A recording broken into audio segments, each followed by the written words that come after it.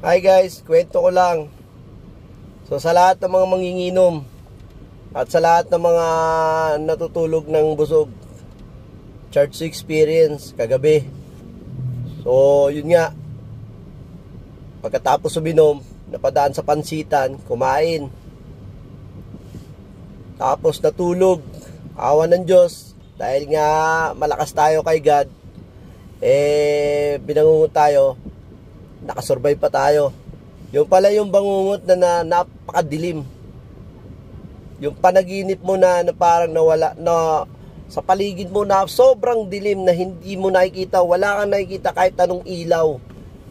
Yung pala yung talagang ano. At yung time na yun, yung nasa isip ko, bakit ganun? Sobrang dilim, wala akong makikita. Ang naririnig ko lang, mga iyak, mga naririnig ko, may mga naririnig ako, yun lang, iyak pa, ganyan, etc. Naririnig ko. Tapos, nung nagsabi ako, God, Lord, wag naman po sana, wag naman po, Lord, tulungan niyo ako, Lord. Parang ano ako, sabay bigla ako may nakitang maliit talaga na butas, maliit na butas. Yun, maliit na butas, may liwanag. Yung liwanag na yun, hindi ko alam kung paano ko napunta yun. Tapos hanggang lumaki, yung pagdilat ko ng mata yun, bigla akong napabangon.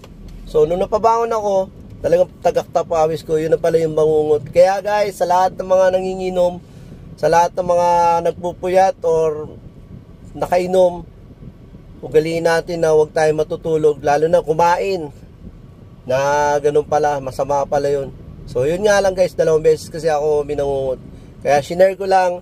Kaya nagbibigay lang ako ng babala. At syempre nagpapasalamat tayo sa Panginoon na talagang binigyan pa tayo ng ano, dahil iba pala pag sakali talagang binangungot ka. Hindi ko alam kung ano yung pamahiin yun po.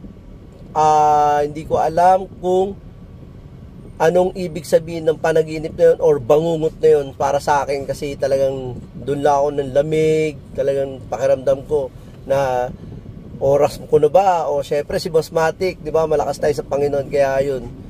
Kaya God, maraming salamat. So yun lang mga guys, share ko lang, talagang wag kayong magpakapagod tapos iinom tapos kakain at bago matutulog.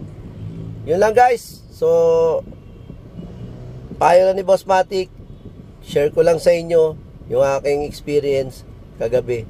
Maraming salamat, and kung nagustuhan nyo to, bahala na kayo sa buhay nyo.